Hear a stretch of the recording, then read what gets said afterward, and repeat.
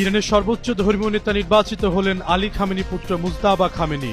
সমর্থন জানিয়ে তেহরানের রাস্তায় রাস্তায় মানুষের ঢল, যুদ্ধের ময়দানে স্বস্তির হাওয়া। ইরানের নতুন শাসককে অভিনন্দন জানালো চীন। মুজতাবাকে সমর্থন দিয়ে পাশে থাকার ঘোষণা রাশিয়ার।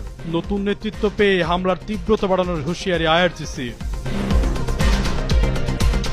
মার্কিন হুঁশিয়ারি অমান্য করেই তেহরানের পাশে লেবানন। ইসরায়েলকে লক্ষ্য করে একযোগে ক্ষেপণাস্ত্র হামলা। উত্তপ্ত হয়ে উঠেছে মধ্যপ্রাচ্যে যুদ্ধ পরিস্থিতি।